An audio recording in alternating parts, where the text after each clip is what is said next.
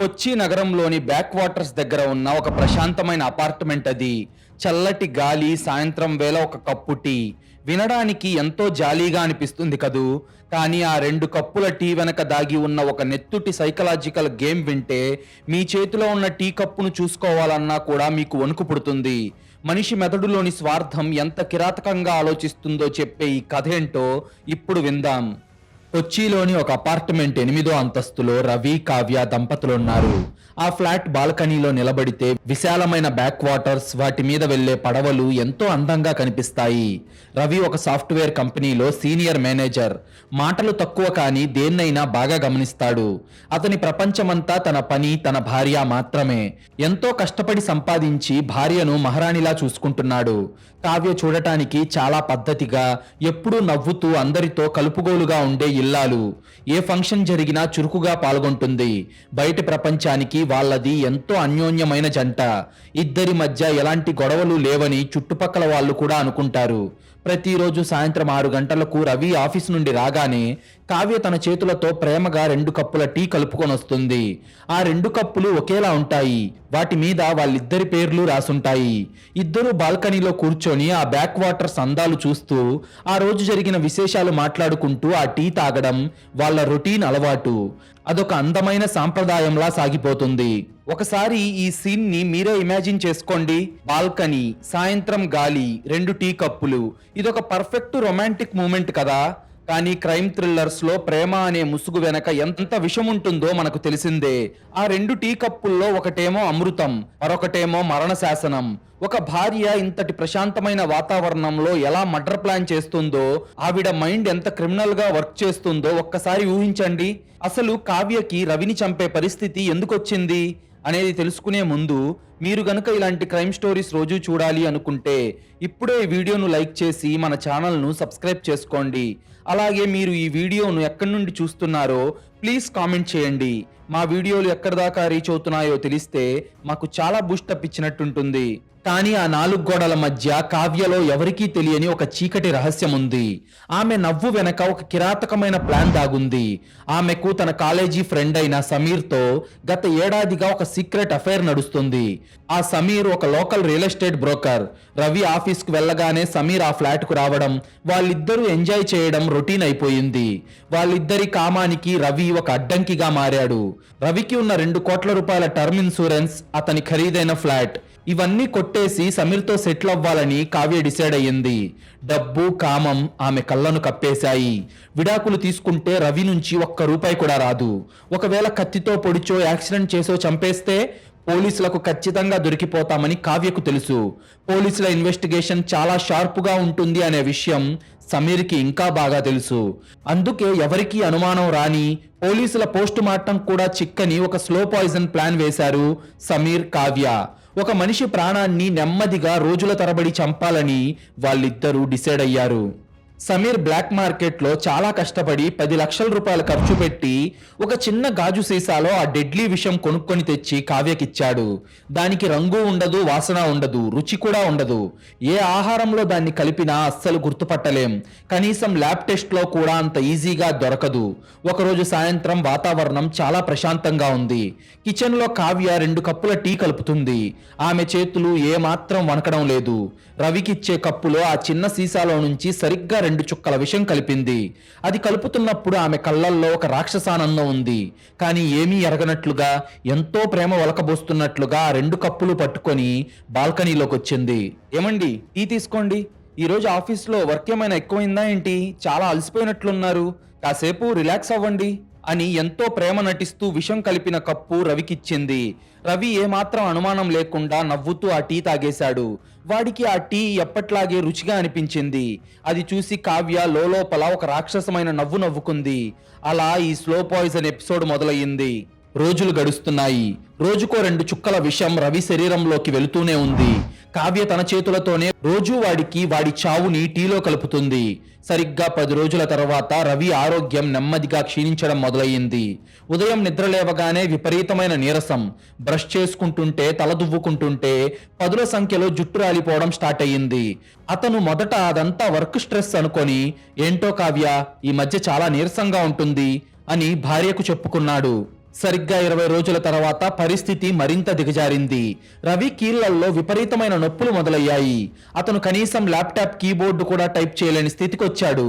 చేతులు చేతి వేళ్లు కూడా వణుకుతున్నాయి. ఆఫీస్కు సెలవు పెట్టి పూర్తిగా మంచానికే అతుక్కుపోయాడు. విపరీతమైన దగ్గు అతని ఊపిరితిత్తులను పిండేస్తుంది. రోజు రోజుకి అతని శరీరం ఒక కొవ్వొత్తిలా కరిగిపోతున్నట్టు అతనికి అనిపిస్తుంది. కానీ కావ్య మాత్రం ఎంతో నాటకం ఆడుతూ ఏడుస్తున్నట్లుగా ముఖం పెట్టి డాక్టర్లను ఇంటికి పిలిపించింది. ఎన్నో బ్లడ్ టెస్టులు స్కాన్లు చేయించారు. కానీ ఏ టెస్టులోనూ ఖచ్చితమైన రోగం ఏంటో తేలలేదు. డాక్టర్లు కన్ఫ్యూజ్ అయిపోయారు. ఇదేదో అంతుచిక్కని ఆటో ఇమ్యూన్ జబ్బు లేదా వైరల్ ఇన్ఫెక్షన్ అయ్యుండొచ్చు. ఆయన నరాలు బాగా వీక్ అయిపోయాయి అని ఏవో విటమిన్ టాబ్లెట్స్, పెయిన్ కిల్లర్స్ రాసిచ్చారు. ఎంత ప్రయత్నించినా వాళ్ళకి అసలు విషయం అర్థం కాలేదు. రవి పక్కనే కూర్చొని కావ్య కన్నీళ్లు పెట్టుకుంటూ ఒక మహానటిలా ఏడుస్తూ, మీకేం కాదండి, నేనున్నాను కదా, నేను చూసుకుంటానండి, నేను కాపాడుకుంటాను మిమ్మల్ని అని వాడికి ధైర్యం చెప్తుంది. కానీ రాత్రి రవి నిద్రపోగానే సైలెంట్గా బాత్రూంలోకి వెళ్ళి తలుపులు వేసుకొని తన ప్రియుడు సమీర్కు కాల్ చేసింది. సమీర్, మన ప్లాన్ 100% వర్కౌట్ అవుతుంది. ఆ డాక్టర్లకు కూడా ఏమీ అర్థం కావడం లేదు. వాడిప్పుడు అస్థిపంజరంలా మారిపోయాడు. రేపో మాపో వాడు ఖచ్చితంగా చచ్చిపోతాడు. వాడి పేరు మీద ఉన్న టర్మ్ ఇన్సూరెన్స్ 2 కోట్లు మనవే. మనం అనుకున్నట్లే దుబాయ్ వెళ్ళిపోదాం అని ఆనందంతో డాన్స్ చేసింది కావ్య. ఒక ప్రాణం పోతుంటే ఆమెలో కామం, ధనాస పెరిగిపోతున్నాయి. కానీ అదే టైంలో కావ్యకు కూడా అప్పుడప్పుడు విపరీతమైన తలనొప్పి, కీళ్ల నొప్పులు, కొద్ది కొద్దిగా జుట్టు రాలడం జరుగుతున్నాయి. ఒకరోజు సమీర్ వీడియో కాల్లో ఆమెను చూసి, కావ్య, ఏంటి నీ కళ్ళు అలా ఉన్నాయి, నీ హెల్త్ బాగాలేదా ఏంటి అని అడగ్గా, ఏముందిలే సమీర్, రోజు ఆ రోగిష్ఠోడి పక్కన కూర్చొని వాడికి సేవలు చేయలేక వస్తున్న స్ట్రెస్ వల్లే ఈ నొప్పులు. వాడి పీడ గనక వదిలిపోతే నేను మళ్ళీ హెల్దీగా అయిపోతానులే. వాడి దరిద్రం నాకు కూడా అంటుకుంటుందేమో అని కొట్టిపారేసింది కావ్య. రవి ఎలాగో చచ్చిపోతున్నాడు కదా అన్న ఆనందంలో, డబ్బు మీద ఆశతో ఆమె తన ఆరోగ్యాన్ని ఏమాత్రం పట్టించుకోలేదు. అదేదో ఒక చిన్న టెన్షన్ వల్ల వచ్చిన హెల్త్ ప్రాబ్లమ్స్ మాత్రమే అనుకుంది. సరిగ్గా 4 రోజులు గడిచాయి. కావ్య అనుకున్న టైం దగ్గర పడింది. రవి పరిస్థితి పూర్తిగా విషమించింది. అతను బెడ్ మీద నుండి కనీసం అంగుళం కూడా కదలలేని పరిస్థితికి వచ్చేశాడు. అతని కళ్ళు లోపలికి వెళ్ళిపోయాయి, పెదవులు పగిలిపోయాయి. అతను కళ్ళు తెరవడానికే ఎంతో కష్టపడుతున్నాడు. ఒకప్పుడు ఆరోగ్యంగా ఉన్న మనిషి ఇప్పుడు చావు బతుకుల మధ్య కొట్టుమిట్టాడుతున్నాడు. అది ఒక ఆదివారం సాయంత్రం. ఆకాశం బయట మబ్బులు పట్టేసింది. ఇక ఈ రోజుతో వీడి కథ ముగించేయాలి.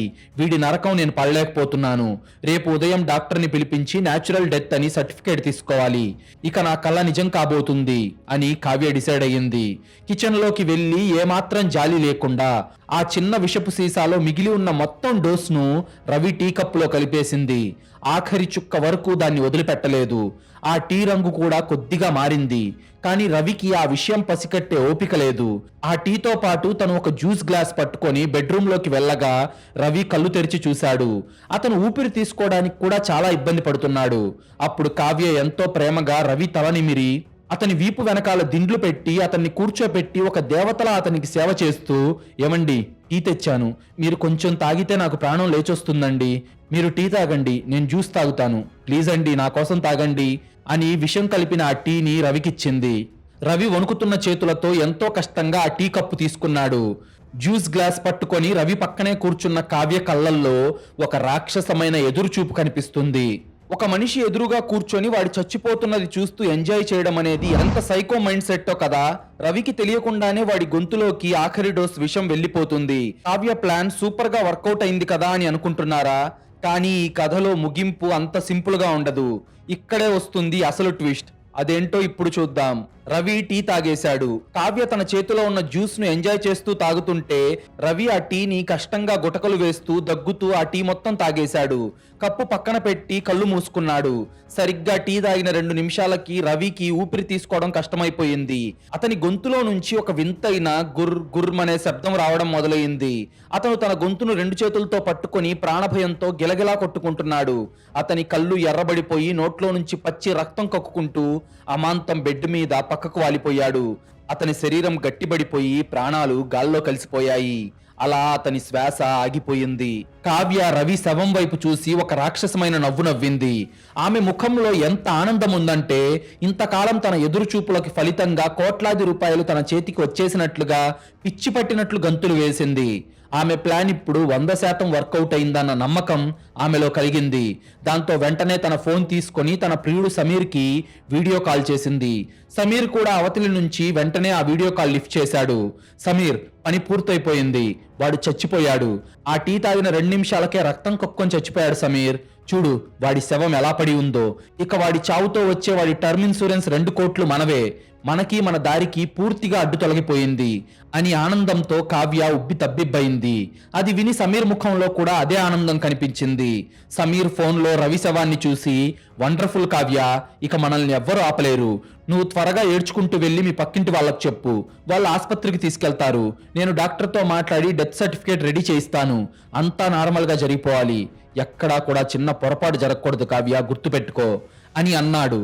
సరిగ్గా అప్పుడే వీడియో కాల్ మాట్లాడుతున్న కావ్యకు అకస్మాత్తుగా గుండెల్లో ఒక భయంకరమైన 1000 సూదులతో ఒకేసారి పొడిచినంత నొప్పి మొదలయ్యింది. ఆ నొప్పి వల్ల ఆమె మాటలు ఆగిపోతూ వస్తూ ఉన్నాయి. ఆమె చేతిలో ఉన్న ఫోన్ కింద పడిపోయి, సమీర్ సమీర్, నా గుండె ఊపిరి ఆడటం లేదు సమీర్, నాకేదో అవుతుంది, నన్ను కాపాడు సమీర్ అని ఆమె తన గుండె పట్టుకొని నేల మీద పడిపోయి గిలగిలా కొట్టుకోవడం మొదలుపెట్టింది. ఆమెకు ప్రాణాలు పోతున్న ఫీలింగ్ కలిగింది. వీడియో కాల్లో ఇదంతా చూస్తున్న సమీర్కు అసలు అక్కడ ఏం జరుగుతుందో అర్థం కాక భయంతో వణికిపోతూ, కావ్య కావ్య, ఏమైంది కావ్య, నీకు ఏమైంది చెప్పు అని గట్టిగట్టిగా అరుస్తున్నాడు. కావ్య ముఖం నీలం రంగులోకి మారిపోయింది. ఆమె కళ్ళల్లోని నరాలు చిట్లిపోయి కళ్ళెమ్మట రక్తం కారుతుంది. ఆమెకు నోట్లో నుంచి మాట రావడం లేదు. చావు అంచుల్లో ఉన్న కావ్య కళ్ళకు బెడ్రూమ్ లో ఉన్న దృశ్యం స్పష్టంగా కనిపిస్తుంది. ఆ క్షణంలో ఆమె చూసిన దృశ్యం ఆమెను, ఆమె మెదడుని, అంతెందుకు ఇది చూస్తున్న మన మైండ్ ను కూడా బ్లాక్ చేసి 100% షాక్ లోకి నెట్టేస్తుంది. ఎందుకంటే 2 నిమిషాల క్రితం రక్తం కక్కుకొని చచ్చిపోయి బెడ్ మీద పడి ఉన్న ఆమె భర్త రవి నెమ్మదిగా కళ్ళు తెరిచాడు.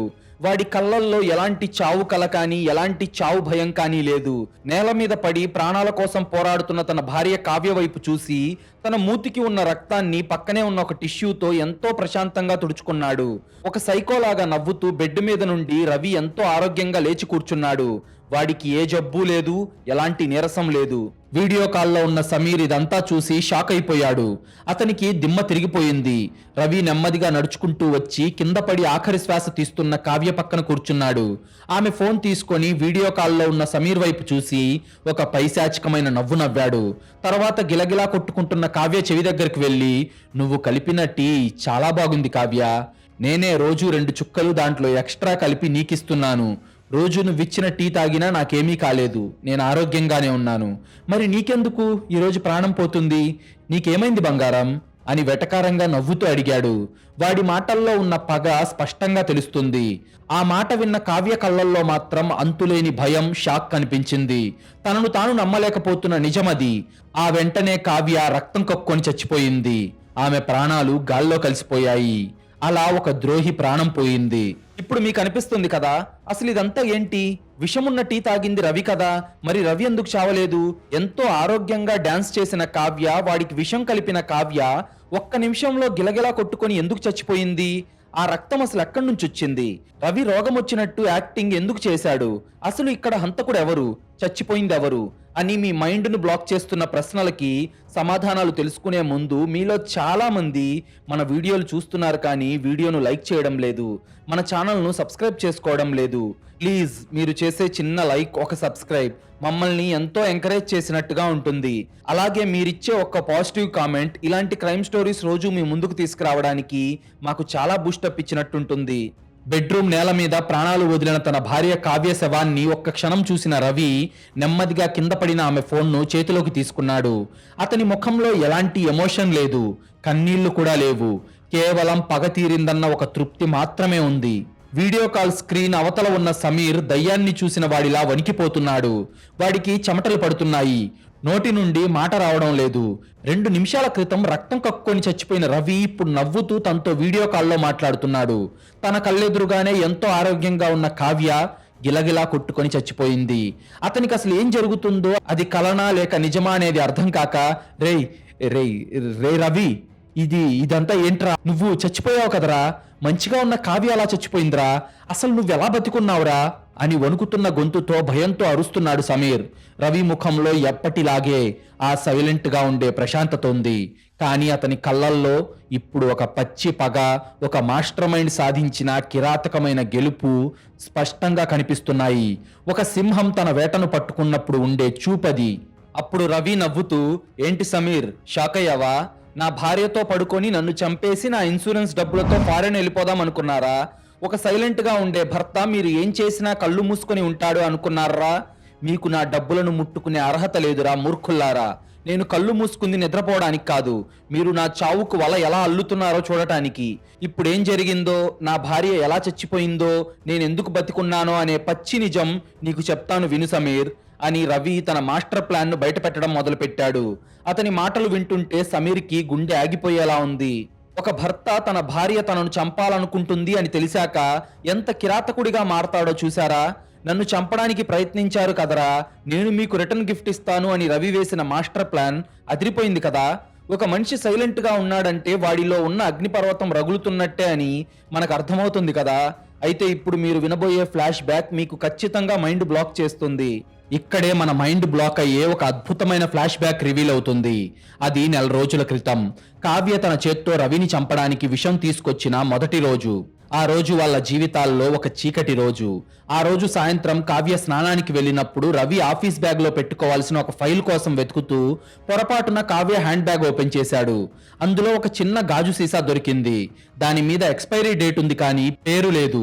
ఆ సీసా ఎందుకో కొంచెం అనుమానాస్పదంగా అనిపించింది. దాంతో రవికి అనుమానం వచ్చి ఆ సీసాను ఒక ఫోటో తీసుకొని వెంటనే డ్రెస్సింగ్ టేబుల్ మీద ఉన్న కావ్య ఫోన్ తీసుకున్నాడు. రవికి ఆమె ఫోన్ పాస్వర్డ్ ఎప్పుడో తెలుసు కాబట్టి ఆమె ఫోన్లో వాట్సాప్ ఓపెన్ చేసి చూసిన రవికి గుండె పగిలి ముక్కలైపోయింది. ఒక్కసారిగా అతని ప్రపంచమంతా చీకటైపోయింది. అందులో సమీర్తో ఆమె చేసిన చాటింగ్, వాళ్ళు ఏకాంతంగా దిగిన ఫోటోలు, కావ్యవాడికి రకరకాలుగా అసభ్యకరంగా పంపిన వీడియోలున్నాయి. అన్నిటికంటే ముఖ్యంగా రవిని విషం పెట్టి ఎలా చంపాలో వాళ్ళు చేసుకున్న మర్డర్ స్కెచ్ అందులో క్లియర్గా ఉంది. అది చూసిన తర్వాత రవికి ఊపిరాడలేదు.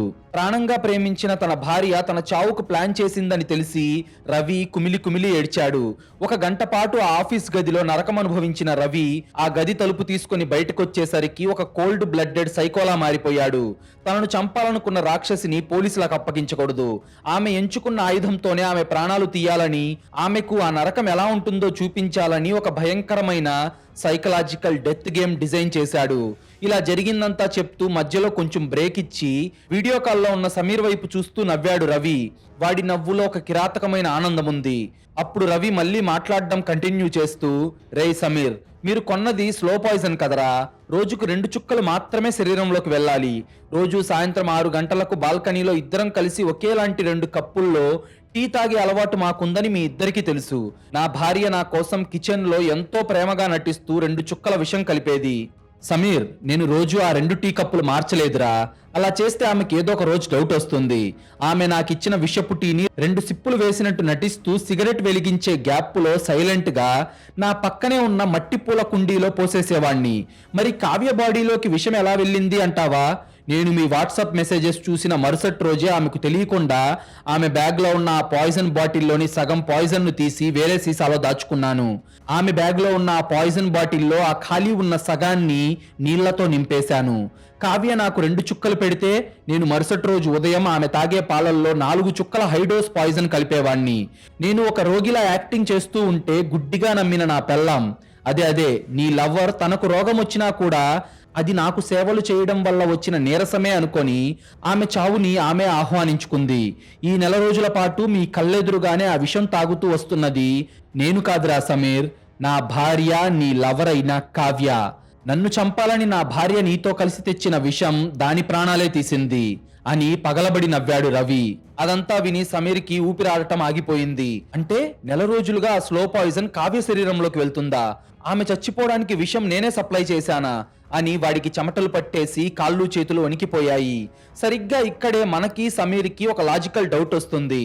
అప్పుడు సమీర్, కానీ రవి, విషం ఆమె తాగితే ఆమెకేమీ అవ్వలేదేంటి? ఆమెలో ఏ లక్షణాలు కనిపించలేదేంటి? నువ్వు కదా 4 రోజులుగా మంచాన పడుంది, నీ జుట్టు రాలిపోయింది, నువ్వు దగ్గుతూ బ్లడ్ కక్కావు, అసలు ఇది ఎలా సాధ్యం రా? నువ్వు అబద్ధం చెప్తున్నావు రవి అని గట్టిగా అరిచాడు సమీర్. అప్పుడు రవి కళ్ళల్లో ఒక తెలివైన మాస్టర్ మైండ్ కుండే గర్వం కనిపించింది. వాడు ఒక సైంటిస్ట్ లా మాట్లాడడం మొదలుపెట్టాడు. గూగుల్ రా సమీర్, గూగుల్. మీరు వాడే ఆ స్లో పాయిజన్ పేరు నాకు ఫస్ట్ రోజే మీ ఇద్దరి వాట్సాప్ చాట్ చూసి తెలిసిపోయింది. గూగుల్లో ఆ పాయిజన్ గురించి రీసెర్చ్ చేశాను. ఆ విషయం శరీరంలోకి వెళితే మనిషికి ఎలాంటి లక్షణాలు కనిపిస్తాయో అణువణువునా చదివాను. ఆ లక్షణాలను నేను నా మీద ప్రయోగించుకున్నాను. నాకు ఏ రోగం రాలేదురా. 1 నెల రోజుల పాటు నేను చేసింది ఒక అద్భుతమైన ప్రాణం పెట్టి చేసిన యాక్టింగ్. అందుకే ఎవ్వరూ దాన్ని కనిపెట్టలేకపోయారు. నా జుట్టేం రాలిపోలేదురా. స్నానం చేసేటప్పుడు నా జుట్టు నేనే కత్తిరించుకొని అక్కడక్కడ పీక్కొని బట్టతలు వచ్చినట్టు క్రియేట్ చేసుకున్నాను. అందుకే డాక్టర్లు వచ్చే గంట ముందు నేను ఒక హైడోస్ బీపీ టాబ్లెట్ వేసుకునేవాడినిరా. దానివల్ల నా హార్ట్ రేట్, పల్సు డ్రాప్ అయ్యేవి. డాక్టర్లు ఆ పల్స్ చూసి వీడికి నరాలు వీక్ అయిపోయాయి అని అబద్ధం చెప్పేవాళ్ళు. ఎందుకంటే నేను ముందే వాళ్లకు డబ్బులు ఇచ్చి మేనేజ్ చేశాను. అలా నా యాక్టింగ్ తో పాటు డబ్బులు ఆశ చూపి డాక్టర్లను కూడా వాడుకున్నాను. మీరేమో నా యాక్టింగ్ కు ఆస్కార్ అవార్డు ఇవ్వకుండా నేను చచ్చిపోతున్నాను అని చెప్పి ఫోన్లలో సంబరాలు చేసుకున్నారు. మీ ఇద్దరి మూర్ఖత్వమే నా బలంగా మారింది అని జరిగిందంతా చెప్పాడు రవి. ఇది కదా అసలు మ్యాజిక్ అంటే. ఒక మనిషి కేవలం యాక్టింగ్ తోనే అందరినీ నమ్మించాడు అంటే వాడి రివెంజ్ ఎంత పక్కాగా ఉందో చూడండి. డాక్టర్లు కూడా కన్ఫ్యూజ్ అయినట్టు యాక్టింగ్ చేశారు. భార్యా ప్రియుడు పండగ చేసుకున్నారు. కానీ వీటన్నిటి వెనక రవి ఆడిన బ్లడీ మైండ్ గేమ్ మనల్ని షాక్ కి గురిచేస్తుంది. కానీ అసలు చనిపోయేంతగా కావ్యలో ఆ విషయం ఎందుకు పనిచేసింది? ఆ డెడ్లీ పాయింట్ ని అస్సలు వదిలేయకండి. దాని వెనక ఉన్న లాజిక్ ఏంటో ఇప్పుడు చూద్దాం. రవి చెప్పిందంతా విన్న సమీర్కు కాళ్ళు చేతులు వణికిపోయాయి. వాళ్ళు వేసిన ప్లాన్ మొత్తం ఒక పిట్ట కథలా మారిపోయి వాళ్ళు రవి పన్నిన సైకలాజికల్ ట్రాప్ లో అణువు బందీ అయిపోయారని వాడికి అప్పుడు అర్థమైంది. అప్పుడు రవి మాట్లాడుతూ, కానీ నీకు మాత్రమే ఒక నిజం చెప్పనా సమీర్, ఈ నెల రోజుల్లో కావ్యకు విపరీతమైన తలనొప్పులు, జుట్టు రాలడం, కీళ్ల నొప్పులు కూడా స్టార్ట్ అయ్యాయి. ఆ లక్షణాలు చూస్తే నాకే భయం వేసేది. కానీ నా భార్య బుర్ర పనిచేయలేదురా. ఎందుకంటే రోజు ఒక పేషెంట్లా మంచాన పడ్డ భర్తను చూసుకుంటున్న స్ట్రెస్ వల్లే ఆ నొప్పులు వస్తున్నాయి. అంతే తప్ప తాను రోజు విషం తాగుతున్నాను అన్న అనుమానం ఆమెకు కలలో కూడా రాలేదు. నేను ఆమె కంటే ఫాస్ట్ గా చచ్చిపోతున్నాను కదా అన్న ఆనందంలో గుడ్డిదైపోయిందిరా నా పెళ్ళాం అని వెటకారంగా అన్నాడు రవి. మనిషి సైకాలజీ ఎలా పనిచేస్తుందంటే వాళ్ళు ఏం నమ్మాలనుకుంటారో అదే వాళ్ళ కళ్ళకు కనిపిస్తుంది. కావ్య తన భర్త చచ్చిపోతున్నాడని బలంగా నమ్మి తన శరీరం నాశనం అయిపోతున్నప్పటికీ దాన్ని ఒక సాధారణ ఒత్తిడిగా కొట్టిపారేసింది. ఇది రవి వేసిన మాస్టర్ స్ట్రోక్. మళ్ళీ రవి మాట్లాడడం కంటిన్యూ చేస్తూ, మరి ఈ రోజు ఏం జరిగిందో తెలుసా సమీర్? ఈ రోజు నన్ను ఫైనల్ గా చంపేయాలని నా భార్య డిసైడ్ అయిపోయింది. ఓకే, ఆ ప్లాన్ నీకు కూడా తెలుసు అనుకో, అది వేరే విషయం. ఆ చిన్న సీసాలో మిగిలిన విషయం మొత్తాన్ని ఒకేసారి నా టీ కప్పులో కలిపేసింది. కావ్య ఈ రోజు కప్పులో కలిపింది అసలు పాయిజనే కాదురా. ఆమె దగ్గర ఆ సీసాలో ఉండిపోయిన సగం నీళ్లు కలిసి ఉన్న ఆఖరి పాయిజన్ చుక్కను నేను నిన్న రాత్రే తీసేసి ఆ స్థానంలో నీళ్లు పోసేశాను. ఈ రోజు ఆమె నేను రాత్రి ఆ సీసాలో వేసిన నీళ్లనే నా టీలో కలిపి నాకు ఇచ్చింది. అలా ఆమె ఇవ్వగానే ఆమెకు అనుమానం రాకుండా ఆమె కళ్ళల్లోకి చూస్తూ ఆ టీ మొత్తం తాగేశాను. కాసేపటికి వాంతులు చేసుకున్నట్టు నటించడంతో ఆమె కంగారు పడినట్టు నటిస్తూ వెళ్ళి డస్ట్బిన్ తెచ్చేలోపే అప్పటికే నా జేబులో ఉన్న 2 నకిలీ బ్లడ్ టాబ్లెట్స్ కొరికి కింద పడిపోయి యాక్టింగ్ చేశాను. నిజానికి ఆమె నాకు టీ తెచ్చేటప్పుడు ఆమె తాగడానికి జ్యూస్ కూడా తెచ్చుకుంది. వాటిని మంచం మీద పెట్టి నాకు టాబ్లెట్స్ తీసుకురావడానికి వెళ్ళిన గ్యాప్లోనే నేను నా దగ్గర మిగిలి ఉన్న ఒరిజినల్ పాయిజన్ హై డోస్ కలిపేశాను. నేను టీ తాగుతుంటే ఆమె నాతో పాటే ఆ జ్యూస్ తాగింది.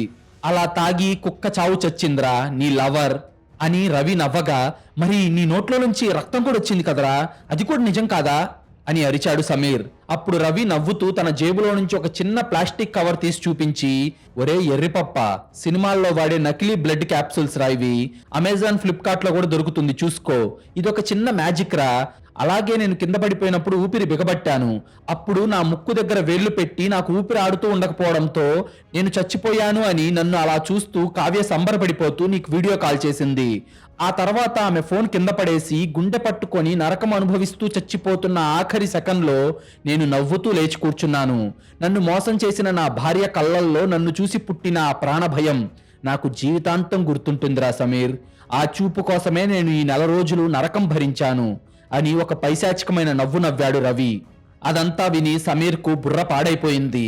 తన చేతులతో తనే కొనిచ్చిన విషాన్ని తాగి తన ప్రియురాలు చనిపోవడం, ఆ భర్త చేసిన సైలెంట్ మర్డర్ చూసి వాడికి వణుకు పుట్టింది.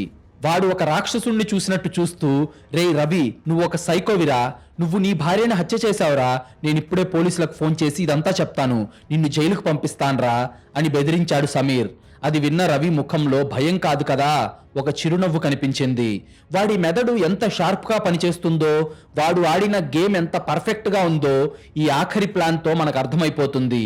అప్పుడు రవి నెమ్మదిగా నడుచుకుంటూ కిచెన్లోకి వెళ్ళి, చెప్పు సమీర్, ఇప్పుడే పోలీసులకు చెప్పు, కానీ నేను వాళ్లకు నిన్ను ఇరికించే ఒక పక్కా సాక్ష్యం చూపిస్తాను.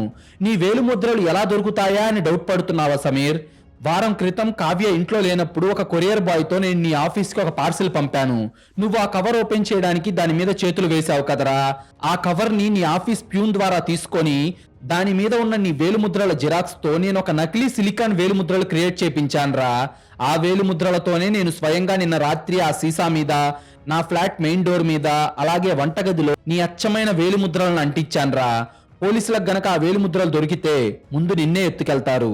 అప్పుడు నేను పోలీసులకు ఏం చెప్తానో తెలుసా? సార్, నా భార్యకు ఈ సమీర్కి ఎఫ్ఐఆర్ ఉంది.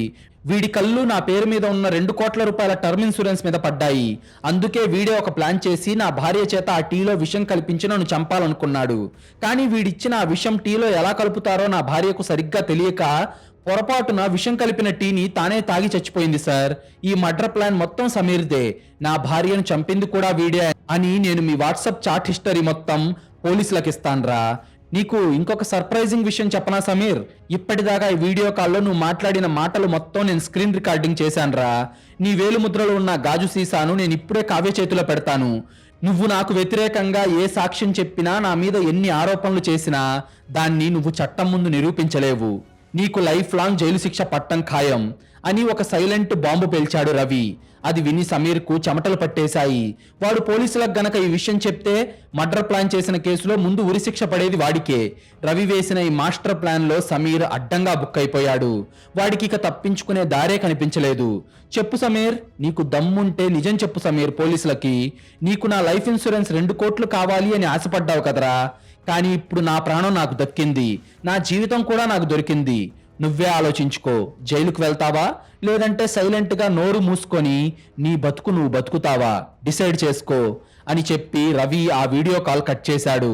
నిజానికి రవి సమీర్ను వదిలిపెట్టడం లేదు. పోలీసులకు పట్టించి వాణ్ణి జైల్లో మగ్గేలా చేయడమే రవి అసలు ప్లాన్. సమీర్ తన ఫోన్ను గోడకేసి కొట్టి పిచ్చివాడిలా తలపట్టుకున్నాడు. వాడు రవి ముందు పూర్తిగా ఓడిపోయాడు. వాడు ఏ పోలీసులకి ఏమీ చెప్పలేడు. వాడి జీవితం ఇప్పుడు రవి గుప్పెట్లో ఉంది. వాడు ఒక బానిసలా మారిపోయాడు. రవి ఎంతో ప్రశాంతంగా వెళ్లి నేల మీద పడి ఉన్న కావ్య పక్కన కూర్చున్నాడు. ఆ విషపు గాజు సీసాను కావ్య చేతి వేళ్లకు గట్టిగా అంటించి దాన్ని అక్కడే నేల మీద పడేశాడు. ఆ సీసా మీద పక్కాగా సమీర్ మరియు కావ్య వేలుముద్రలు పడిపోయాయి. రవి పర్ఫెక్ట్ ఎవిడెన్స్ సెట్ చేశాడు. తర్వాత ఇల్లంతా నార్మల్ గా సెట్ చేసేశాడు. ఇప్పుడు పోలీసులు వచ్చి మర్డర్ సీన్ లో ఉన్న ఆధారాలన్నీ చూస్తే ఇరుక్కునేది ఎలాగో సమీరే అని రవికి బాగా తెలుసు. అందుకే కళ్ళల్లో ఒక 2 చుక్కల గ్లిజరిన్ వేసుకొని తన జుట్టును చిందరవందరగా చేసుకున్నాడు. తన ఫోన్ తీసి భయంతో ఏడుస్తున్నట్లుగా మొహం పెట్టి పోలీసులకు ఫోన్ చేసి, hello hello police control room sir, నా భార్య కింద పడిపోయింది సార్. ఆమె నోట్లో నుంచి రక్తం వస్తుంది సార్. ఆమె పక్కన ఏదో గాజు సీసా కూడా ఉంది సార్.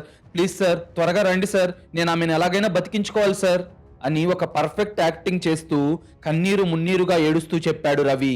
వాడి యాక్టింగ్ చూస్తే ఎవరైనా నిజమే అనుకుంటారు. అవతలి నుండి పోలీసులు, భయపడకండి సార్, మేము ఇప్పుడే వస్తున్నాం, మీరు దేన్ని ముట్టుకోకండి అని ఫోన్ పెట్టేశారు. రవి తన కన్నీళ్లు తుడుచుకొని కింద పడి ఉన్న కావ్య శవం వైపు చూసి ఎంతో సంతృప్తిగా నవ్వుకుంటూ, నీ మోసానికి ఇదే నా బహుమతి కావ్య, థ్యాంక్ యూ అని గొనుక్కున్నాడు. ఎలాంటి ఆయుధం పట్టకుండా, రక్తం చిందించకుండా, కేవలం ఇంట్లో రోజు తాగే 2 కప్పుల టీతో ఒక సామాన్య భర్త ఆడిన ఈ సైకలాజికల్ మైండ్ గేమ్ వినే ప్రతి ఒక్కరిలో గుండె దడ మొదలయ్యేలా చేస్తుంది. మనిషి మెదడుకు గాయమైతే వాడు టెక్నాలజీ కంటే భయంకరమైన కుట్రలు చేయగలడని నిరూపిస్తూ ఈ కథ ముగుస్తుంది. ఒక పర్ఫెక్ట్ రివెంజ్ కి దేవుడు కూడా సహాయం చేసినట్లు ఇక్కడ రవి లాజిక్ కి చట్టం కూడా తలవంచింది కదా.